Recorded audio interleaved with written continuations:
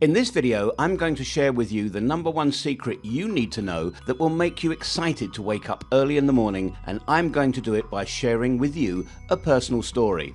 Back when I was in college, I did just enough to be on time. I woke up as late as I could and still at times found myself missing out on morning lectures. Each night I set multiple alarms at 5-minute intervals, hoping to wake up early, but I just couldn't. I wanted to change, but couldn't stop hitting the snooze button each time the alarm went off. It all changed when a couple of my friends and I decided to take a trip to Spain. Our flight was scheduled to take off at 9 in the morning, for which we needed to be at the airport before 7, for which I had to wake up at the very ungodly hour of 5 in the morning, just enough to make it on time. The night before, as excited as I was, I went early to bed and put as many alarms as I could, but couldn't sleep before my usual time, which was somewhere around 1. Early the next morning, when the alarm rang, for the first time in many days, I actually woke up at the first go, without hitting the snooze button. It was then that I realized that in order to wake up early in the morning, you need to be really excited about waking up. You need your ikigai. Ikigai is a Japanese concept which means a reason for being, and in this case, a reason to wake up. You need to give yourself a solid reason to wake up, something to do every morning that excites you most. Attending college, getting good grades never gave enough motivation to wake up early, but the excitement of taking the flight to Spain did. As I'm not a frequent traveller and didn't have a flight to catch every morning, I realised I needed my ikigai to wake up early every day.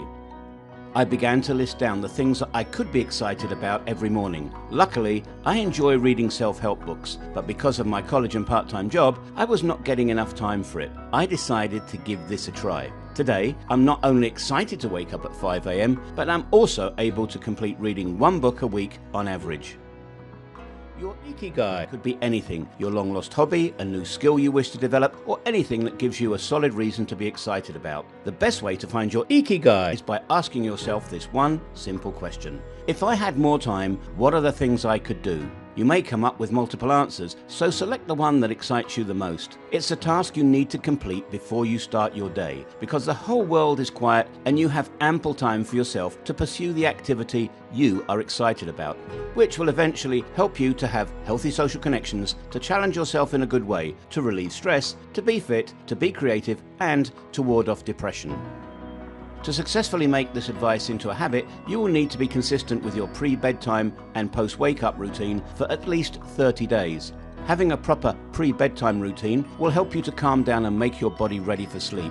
For me, gratitude worked the best. Each evening, I made a list of things I was thankful for and kept reading until I was ready to sleep. You can take a shower or meditate. It'll calm your mind.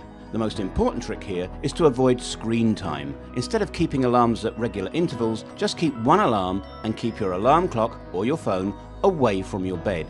This will make you take an extra effort in the morning, which will help you not to get back to sleep again.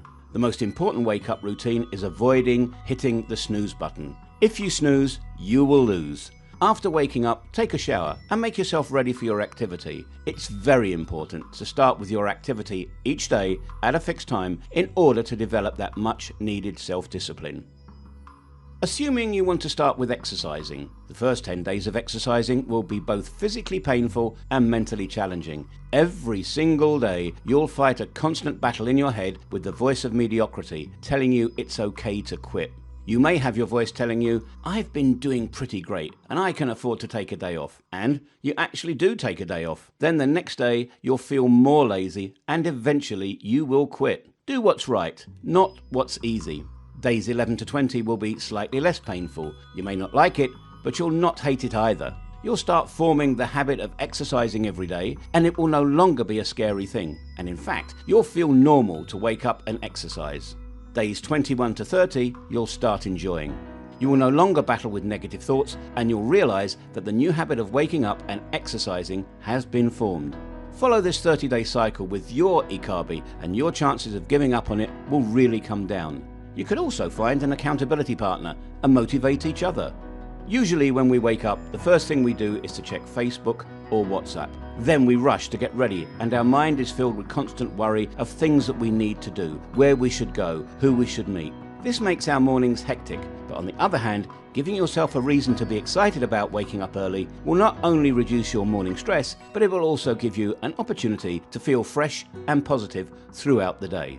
Comment below with what your ikigai is. And for more videos like this, why not subscribe to us?